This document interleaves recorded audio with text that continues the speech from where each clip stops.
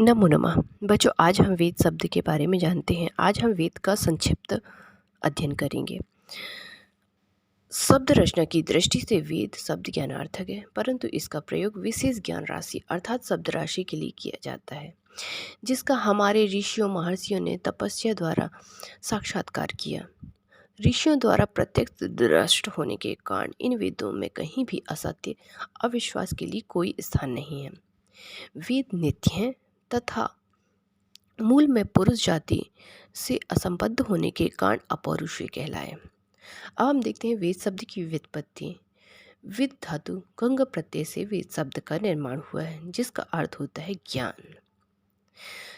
दयानंद सरस्वती ने वेद शब्द की व्युत्पत्ति विदंती जानंती विद्यन्ते भवन्ति अर्थात जिसके द्वारा मनुष्य सत्य विद्या को जाने वह वेद कहलाते हैं।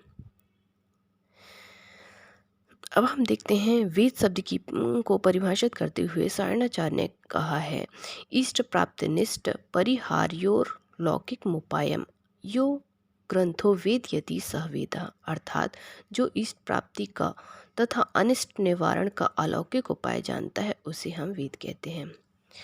बच्चों, वेद को श्रुति नाम से भी पुकारा जाता है। गुरु मुख के द्वारा शिष्य वेद को क्या करते थे, सुनते थे, उसका स्मरण करते थे, तो श्रवण के किए जाने के कारण उसका नाम श्रुति पड़ा। वेद की संख्या 4 बतलाई गई है, ऋग्वेद, सामवेद, यजुर्वेद, अथर्ववेद। ठीक है, ऋग्वेद में ज्ञान का वर्णन किया गया है, यजुर्वेद में कर्म का वर्णन किया गया है, सामवेद में उपासना का वर्णन किया गया है, उपासना आदि का वर्णन किया गया है, और अथर्ववेद में ज्ञान, कर्म, उपासना तीनों का वर्णन किया गया है। इन 3 प्रकार के विषयों का प्रतिपादन किए जाने के कारण इन्हें वेद त्रयी के नाम से जाना जाता है। अब हम देखते हैं बच्चों, इसे ऋषियों ने कैसे इन्हें संक्षिप्त कैसे सुरक्षित रखा। वेद में ज्ञान की महत्ता को दर्शाते हुए सृष्टि के आरंभ में ईश्वर ने वेद का ज्ञान वायु, अग्नि, आदित्य और अंगिरा नामक 4 ऋषियों को प्रदान किया था। ठीक है, ये चारों ऋषियों ने अपने पुत्र तथा अन्य ऋषियों को ज्ञान दिया। अंत में यह ज्ञान विस्मृत होने लगा, तो इसे लिपिबद्ध करने के लिए इन ऋषियों को जितना ज्ञान प्राप्त रहा, वह ऋषि उनके अपने मंत्र दृष्टा कहलाए। ठीक है, इस प्रकार वेद मंत्रों का संग्रह किए जाने के कारण वेद को संहिता नाम से भी पुकारा जाने लगा। क्या है संहिता? मंत्रों का समूह है। जितना ऋषियों को याद था वो अपने मंत्र दृष्टा कहलाए। ठीक है, अब जितना लिख पाए ऋषि तो वो उनके मंत्र दृष्टा हुए, उसी को ही हम संहिता कहते हैं। ठीक है बच्चों, अब हम देखते हैं ऋग्वेद का संक्षिप्त अध्ययन करेंगे, चारों वेदों का संक्षिप्त अध्ययन करेंगे। सर्वप्रथम हम देखते हैं ऋग्वेद में बच्चों इनके ऋत्विक, सर्वप्रथम ऋग्वेद का देखते हैं। इनके हैं ऋत्विक होता, सूक्त हैं 1028 ऋग्वेद के, मंत्र हैं 10,580 मंत्र हैं ऋग्वेद के। ठीक है, इसका ऋग्वेद का प्रारंभिक सूक्त है अग्नि सूक्त और अंतिम सूक्त है संज्ञान सूक्त। ठीक है, अब हम देखते हैं शाखा सर्वप्रथम ऋग्वेद की, फिर ब्राह्मण, आरण्यक, उपनिषद की चर्चा करते हैं संक्षिप्त। ठीक है, अब हम देखते हैं ऋग्वेद की शाखाएं। ऋग्वेद की शाखाएं 21 शाखाएं वैसे हैं, परंतु मुख्य रूप से शाकल शाखा है। अभी केवल निम्न शाखाएं उपलब्ध है: शाकल शाखा, वाष्कल शाखा, शाखायन शाखा, मांडूकायनी शाखा। ब्राह्मण है ऋग्वेद के ऐत्रेय ब्राह्मण, शाखायन ब्राह्मण या कौशिकी ब्राह्मण। ऋग्वेद के आरण्यक है ऐत्रेय आरण्यक, शाखायन आरण्यक। उपनिषद है ऐत्रेयोपनिषद, कौशिकी उपनिषद, वाष्कल्योपनिषद। ये ऋग्वेद का हुआ। ठीक है, अब हम देखते हैं यजुर्वेद।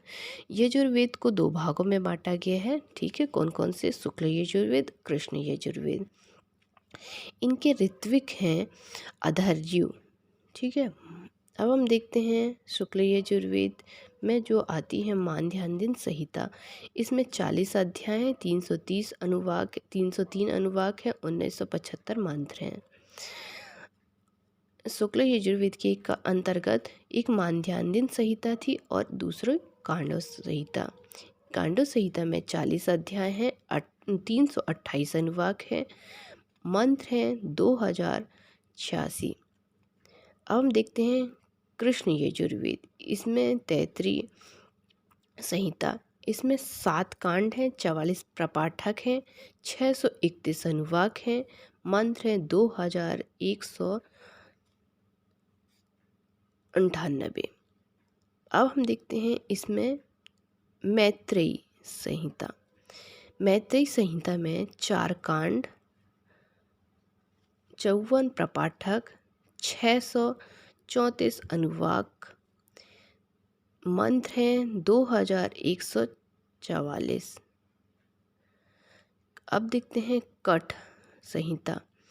इसके अंतर्गत 40 स्थानक हैं, अनुवाक हैं 843, मंत्र हैं 3091। कपिस्ट संहिता के अंतर्गत 6 अष्टक हैं, अध्याय हैं 48। अब हम देखते हैं शाखाएं। अब हमने बताया था शुक्ल यजुर्वेद की को 2 भागों में बांटा गया है, शुक्ल यजुर्वेद और कृष्ण यजुर्वेद।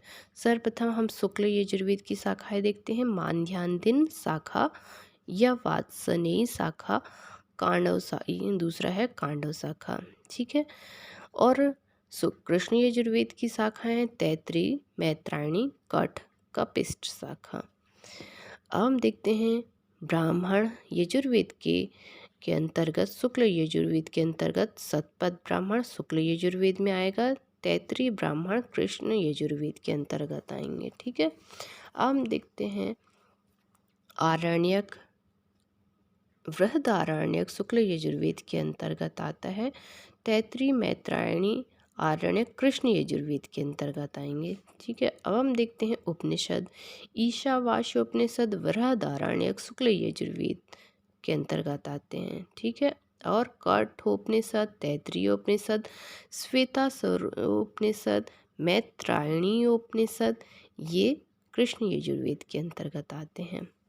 बच्चों अब हम देखते हैं सामवेद। सामवेद में इसके सामवेद के ऋत्विक हैं उद्गाता, मंत्र हैं 1875। इसमें से 1771 मंत्र ऋग्वेद के हैं। सामवेद के 2 भाग हैं, एक पूर्वार्चिक और उत्तरार्चिक।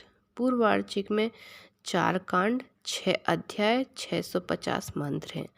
उत्तरार्चिक में 21 अध्याय हैं और 1225 मंत्र हैं, ठीक है। अब हम देखते हैं शाखाएं ब्राह्मण, आरण्यक, उपनिषद सामवेद की, ठीक है। अब हम देखते हैं शाखाएं। पहले सामवेद की सहस्त्रों शाखाएं हैं, किंतु केवल 3 ही शाखा प्राप्त होती है। कौन कौन सी? कौथमीन, राणायनी, जैमिनी शाखा।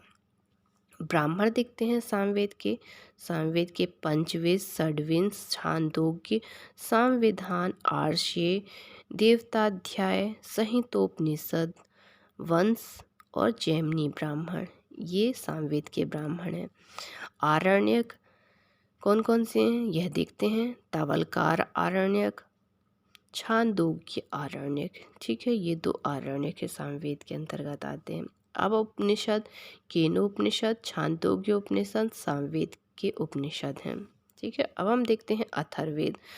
चौथा वेद अथर्ववेद। अथर्ववेद में है ऋत्विक। इनके अथर्ववेद के ऋत्विक कौन है? ब्रह्मा। इसमें है अथर्ववेद में 20 कांड हैं, 730 सूक्त हैं, 5987 मंत्र हैं, ठीक है। अब हम देखते हैं शाखा। सबसे पहले अथर्ववेद की 9 शाखाएं हैं। पिपला जैसे पिपलाद, सौनक, मौद, स्तौद, जलद, जाजल, ब्रह्मवेद, देवदर्श, चारण वैद्य शाखा, ठीक है, ये 9 शाखाएं हैं अथर्ववेद की।